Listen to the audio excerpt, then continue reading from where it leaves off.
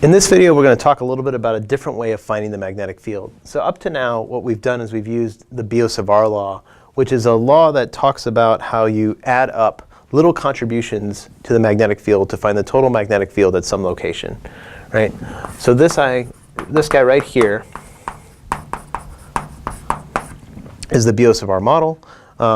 We have used it a lot, and it works pretty well for the most part. It can become pretty complicated when you try to do integrals that involve sort of not, long straight wire situations. When you're looking at essentially situations where you're inside of a wire and you have what we call a volume current. So the current is not just a single piece of wire, but actually is made up of a bunch of little contributions that are going through a sort of a thicker wire. And sometimes this integral can be really hard to do, right? So some integrals can't be solved analytically. Some of them can't be solved easily analytically when they're constructed in certain ways. And so we might want to think about a different approach to solving for the magnetic field, just like we did with Gauss's law and the electric field, right? In some cases, calculating the electric field using Coulomb's law was straightforward. In other cases, it could be pretty complicated. And Gauss's law was a way of us getting around that. So if you remember what we did for Gauss's law, we took this integral of the electric field over some closed space, and it was related to the enclosed charge divided by epsilon 0. So you might think, well, why don't we try to do the same thing? Why don't we try to integrate the magnetic field over some closed surface and see how much magnetic source we enclose, and maybe there's a mu naught here for unit's sake. Well, the problem is that where electric charge comes in both positive and negative forms, you can have a net flux if you have positive charge sitting in a closed volume or negative charge sitting in a closed volume. Because the magnetic field is a result of two poles that, as far as we can tell, as far as we can split it down, cannot be separated. We don't have a magnetic monopole. There is no relationship that we can make to the closed integral of the magnetic field over some area. So it turns out that this guy is equal to 0. This is a pretty deep idea with magnetic field. It has to do with the fact that there are no magnetic monopoles.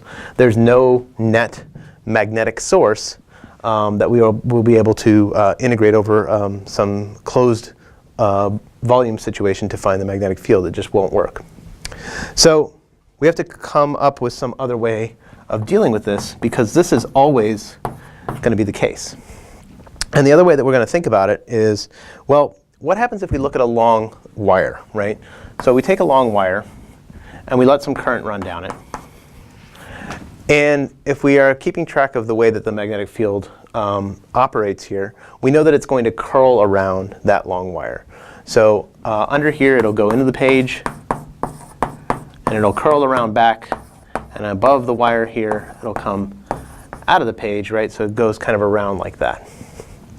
So, and if we look at it on its end, right? So if I look at them, this is now the current that goes into the page. So I've taken the wire and I've shifted it this way. It looks to me like the magnetic field is going to point around the wire like this. And you've seen this a couple of times, right?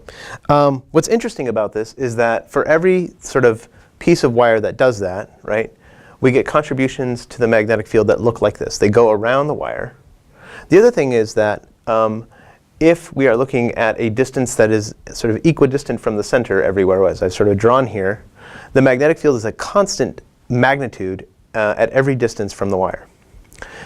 If we drive more current, we get more magnetic field at any given location. If we drive less current, we get less. If we switch the direction of the current, we switch the direction of the magnetic field. So there's some interesting sort of situations here, which is that if we are able to sort of add up going around the loop here at a given distance, we get something that has a net result, right? So if we are to take sort of an integral around some sort of loop, right? That is, add up all the little bits of magnetic field all the way around this loop. How much of that we get depends on how big that magnetic field is, right? More current would give us more of that. And how far we are away, right? The farther we are away, the bigger this total integral is going to be, or not the total integral, but at least how far we have to go around is going to be. The magnetic field will drop off. So what seems to be interesting here is that for a given location, we're going to have a magnetic field that depends on the current. And so more current, more magnetic field, less current, less magnetic field. So that means that this addition here should give us something that looks like it's related to a current. The other thing is that if we get farther away from it, the magnetic field is going to drop off for a given current. So that is, if we get farther away from the wire, even though our loop gets bigger, the magnetic field goes down. So there's some competition here between these two terms, which are suggestive. That is, that this will always give you some information about that current. And it turns out to give you exactly that with a factor of mu naught. This guy right here is Ampere's law.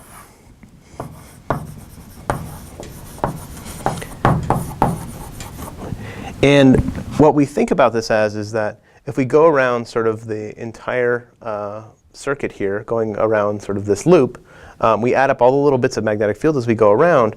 That tells us precisely how much current we have enclosed in that loop. We're going to unpack this in some detail in the next couple of videos. But just to say that what we're going to end up doing is picking usually a circular loop that goes around a piece of wire like this.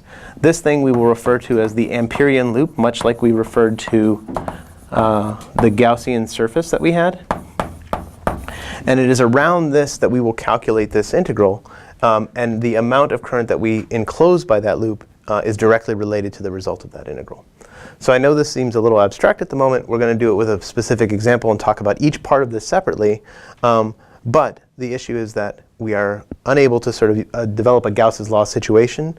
So we have to come up with some other situation that helps us understand how much current, how the current relates to the magnetic field.